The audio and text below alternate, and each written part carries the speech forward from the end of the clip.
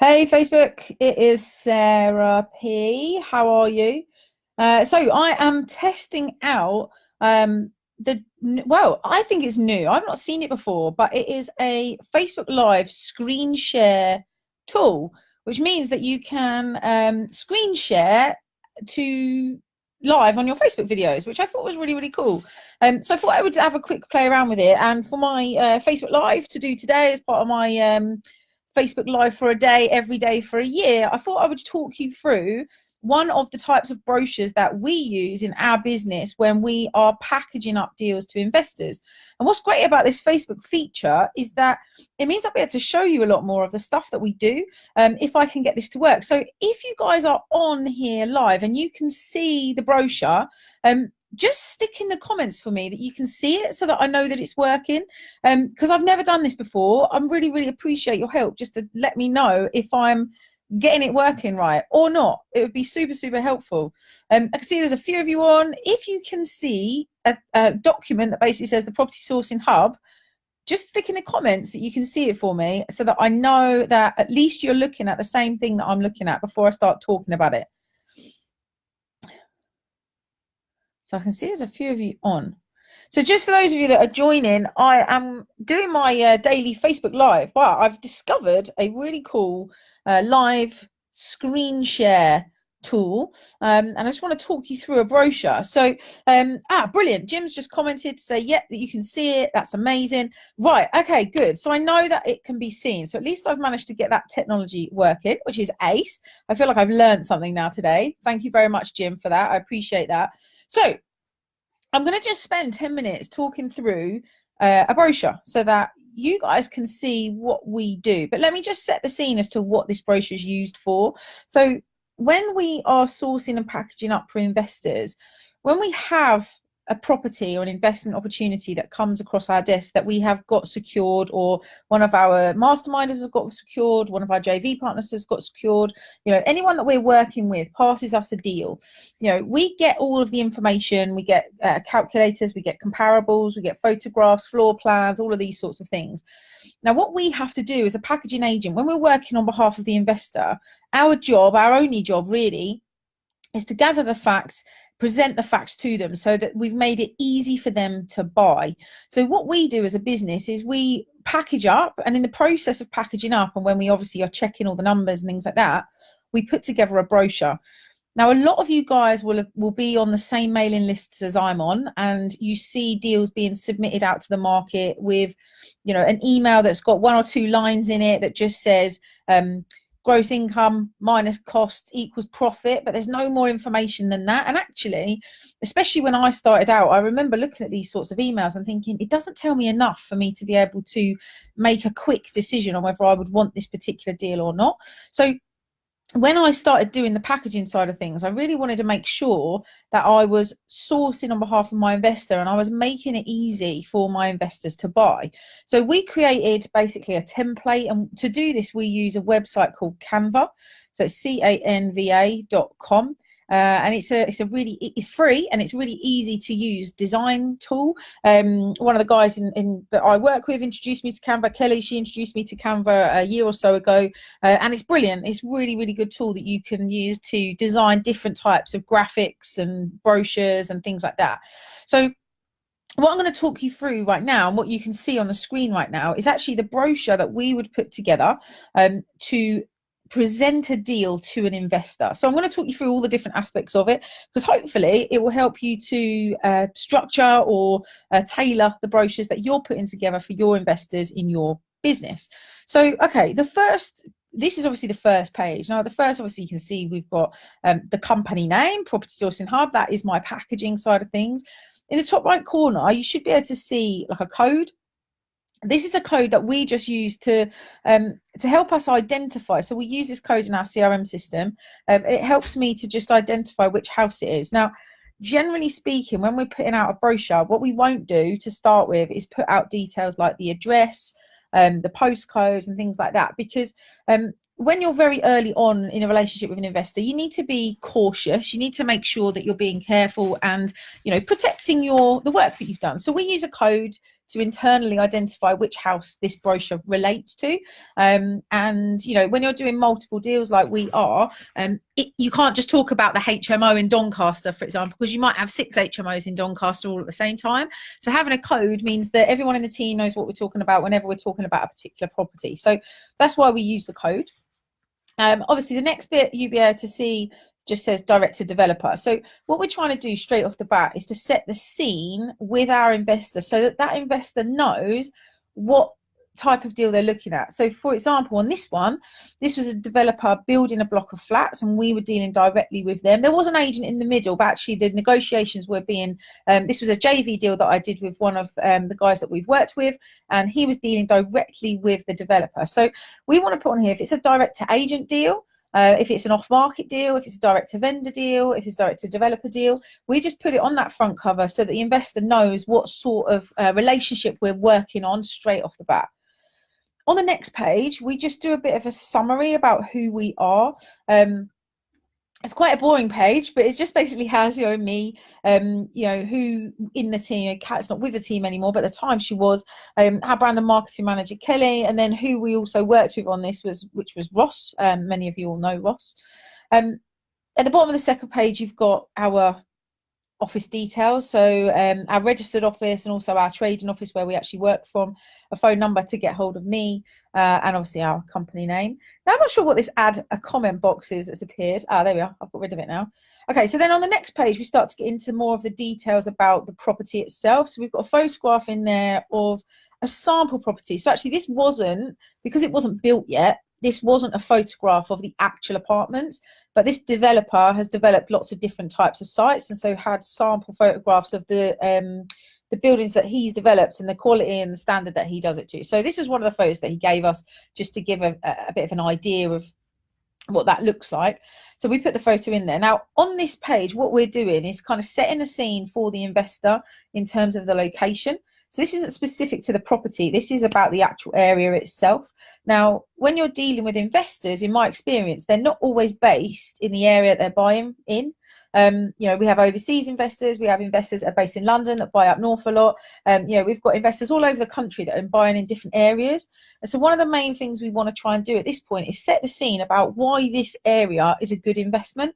Remember, this document and the whole process around finding a buyer for a deal is about setting a scene and making it easy for them to buy. So by explaining things like how far it is from the nearest big city, you know, what regeneration's happening in the town, you know, just a bit of a summary about the project itself, you know, it helps to set that scene.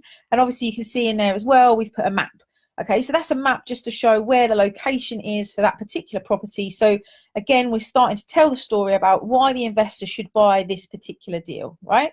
So the next thing on the next page, you can see we've got a floor plan. Now, sometimes, I'll be really clear and really honest, sometimes we can't get floor plans, especially to this detail. Because we were direct to developer, obviously we had all of the planning information, we had access to everything we needed. Generally, if you're dealing with a vendor, they probably won't have this. You might have to draw up a floor plan or have them draw up a floor plan or something like that, okay? So, but on this one, because it was a developer, we had the floor plan. So we put that in there. Again, what this is doing is it's telling the story about what the actual site is, and what that investor is buying into. Now, this was a block of 8 apartments. They were all 2-bedroom apartments, one single block of 8, and they were being done on a rent-to-rent serviced accommodation. So the developer was renting it to our investor. The investor was then running it as serviced accommodation block, and obviously was making his profit from the difference between what he's paying out in rent, his costs, and the money he's getting in from service accommodation. So as you can see on here, we're then starting to talk in this section here about the, you know, what it is. It's a block of 8 apartments, 2-bed, brand new, obviously, because they were just being built on the A10 corridor, and it really starts again to set the scene. So the investor can then start to say, right, I can do my research into Harlow, into Stevenage, into whatever areas it is, you know, wherever this was in the UK, you'd be able to do the same thing. Now over here, we've got a list of all the different projects that happen, like the development projects that happen in the area. And this serves in 2 different ways. One, it helps to understand what sort of regeneration is happening in an area. but also you can start to see what big projects are happening. So if you were going to do serviced accommodation for contractors, for example, by doing research into the projects that are taking place in a town, you can then start to identify where you're going to get your residents and your guests from. If you don't want to rely on the holiday Airbnb kind of booking.com market, you can look at the corporates, and actually by including this sort of information into a brochure for an investor, you're starting to tell them how they're going to make their money. You're making it easy for them to make their money. So that's why we include stuff like that. On the next page, we have again some more photographs, and again there were 2 blocks on the same site, and block 1 was already built, rented out, and all up and running. And this photograph here was again to demonstrate the condition and the quality of the accommodation that was being provided as part of this particular deal. Even though it hadn't been built yet, we really want to be able to tell that story and make sure the investor can see why it's a great opportunity for them. And then we do basically here, we're setting the scene again, we're telling even more of the story in terms of the numbers. The fact that it was sourced directly, the fact there were no mortgage and lender issues, because actually the developer didn't have any lending on this particular site, that full permission had been granted for serviced accommodation use, and that the managing agent that was kind of in the middle have all been informed around the serviced accommodation plans for use of this particular site. And we've put in, obviously, when we're sourcing and we're securing it, we know that serviced accommodation operators are likely to want to install things like key boxes, or access and things like that, or have maybe somebody on site that can provide access. So we need to include in here, again, to make it easy for the investor to know for sure that they can use this site for what we're selling it to them for. So we put that in there. The accommodation will take 5 to 6 people per stay, depending on how many beds and things they put in. 2 people in each bedroom, and then obviously a living space in the a sofa bed, in the living space. The fact that there was CCTV on site, the fact that there was parking, again, that makes it easier for an investor to sell it at the other end. If they're trying to secure guests and residents to come, by having things like CCTV, free parking, and this sort of stuff, it helps to either up the rent or secure your bookings. So we want to make sure we're showing the investor that it really, really will benefit them to take on this site. The fact that the investor also on this particular deal, this doesn't always happen, but when you're dealing directly with developers, you can, if you're getting early enough, you can help to contribute to what you want the finished options to look like. So if, for example, you've got an investor running blocks of serviced accommodation, but their branding is all bright orange, for example, if you've got a developer who hasn't painted yet, actually, you can then say to the developer, well, our buyer wants it all to be bright orange. I hope that makes sense. If there's any questions about this, by the way, guys, stick it in the comments, because I'll be happy to answer them. For those that have just joined, I'm testing out my discovery of the new Facebook Live screen share tool, and it seems to be working, but hopefully you guys can see the slide, see the brochure as I'm talking through it. Obviously then on this next bit, we talk through what the getting started costs are. So obviously the first month's rent, the admin fee, the sourcing fee, and the furniture. They're the key things that the investor's going to have to pay out before they can get started. That's kind of the getting started money. Remember, this is a block of 8. Those figures obviously are quite high, but this is a block of 8 units. It wasn't just 1 unit. And then under here, you can see we've included our financial analysis calculator. So the financial analysis calculator shows on this particular site that it will break even at 55%. After VAT has been removed, so after the VAT man's been paid, it breaks even at 55%. So on each unit, and then each unit, when it's at sort of the 85 to 90, you're making £500 a month on a 2-bed. Obviously, on a block of 8, that was £500 times by 8, which was obviously a great profit for the investor on a monthly basis, on an annual basis as well. The next page, again, is just another photograph of the condition and the quality of what this particular developer built like, so that the investor can really see what the conditions like.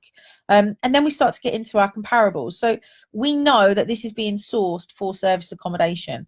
So in order to show the investor what they're going to be able to rent it out at, we need to take some comparables from the internet, basically. Now, you'll probably recognize these. These are booking.com screenshots. On a Mac, you can take screenshots really easily with Command, Shift, and 4, I think it is. On a PC, I'm not so sure. I know you can do it, but I don't know how to do it because I don't use a PC ever. But I'm sure there is a way that you can do it. And then we just drag and drop those screenshot JPEGs into the brochure. So on this, you can see that the comparables are showing somewhere between kind of the £120 a night mark and £150 a night mark, which if I scroll back up here, you'll see on the nightly rate, which is this on the left hand side, we've used £120, which is the lowest comparable that we found. So £120 is this one. Obviously it goes up to 150. We use the lowest, but what we're showing here to the investor is actually, if you really put out good quality, you may be able to even find more money in the deal because we've only put it in at 120. Now it's 120, obviously that's including VAT, so these figures here are including VAT. Once you take off the VAT, that's what's left to pay for all the bills and all those sorts of things. But the reason we put comparables in is because we need to show and make it easy for that investor to understand how we've come up with those numbers and to prove effectively that those profits that we're predicting are realistic and they've come from somewhere that is founded on fact, which is obviously based on the current market, what rooms are being put out at, etc. And we got this from booking.com on this particular deal. If you're doing HMOs and things like that, actually you'll be looking at spareroom.com, Rightmove, rooms and things like that. For service accommodation, it's booking.com, Airbnb, those sorts of sites. And then on this particular one, that was really all we had to share at this point with the investor. In some deals, actually, there's lots and lots more information, in which case we put it in there. You know, if we'd had quotes for works, there wasn't any works on this particular deal, but if we'd had quotes for works, we'd put the quotes in. If we needed specialist insurance or anything, we would put the quotes in for that. You know, if there was any additional bits and pieces that need to go in, we'd put them in there. And then the last page is the next steps page, which basically just says, if you're interested, then the next steps are to give me a call or drop one of the team an email or a phone call, and we can arrange viewings and things like that. So it's pretty comprehensive what we put together. And what it does a couple of things. One, obviously, I want my branding to be seen as much as possible. Because it starts to build a relationship with our audience and things like that, which is really, really, really important as a business. But at the same time, if as a sourcing agent, you're going to the effort and the energy of researching all this stuff, which you should be, you cannot put a deal together unless you know what the comps are. You cannot put a deal together unless you know about an area. You cannot put a deal together unless you know what the demand looks like. It just doesn't, you just can't do it. So if you go into all the effort of figuring out all of that information, then you may as well include it in the brochure so that the investor, whilst there's a responsibility on the investor to go and do their own research, of course there is, you know, this is what you found at the time you were doing the research. Your investor will need to go and check the due diligence on it, of course. You know, that is definitely their responsibility. But our job, and the reason we get paid so well, you know, the reason we could put fees like £28,000 against the deal is because we're making it easy for them to buy. We're shortcutting that process for them so that they can go and double check, but they don't have to do the real nitty gritty digging. Now, for example, if we were doing an HMO, in here you would see on an HMO brochure, the person at the council we'd have spoken to about whether or not HMOs licenses are being approved in that area, whether any additional planning was required in that particular area. You know, we go to that level to check 100% that that deal can run. And if we haven't got all of that information, then we wouldn't sell it. So I hope that's been really, really helpful. I wanted to play around, really, in truth. I just wanted to play around and test out my new tool of screen sharing. I can't do video and screen share at the same time yet. I'm sure it's possible, but I haven't worked out how to do it. But I thought, you know what, I would just talk you guys through what a brochure looks like in our world, how our investors receive their deals. And if you're going to be one of the top sourcing agents in the country, is what I hope you all will become, the standard of the communication, the standard of the content and the descriptions and the effort that you need to go to really, really show your investors why they should buy the deal from you. So I thought I'd just share that with you. I hope it's been helpful. If there's any questions or anything like that, please just let me know. For now, I'm going to sign off. Thank you very much for tuning in, and I will probably catch you tomorrow. See ya. Bye.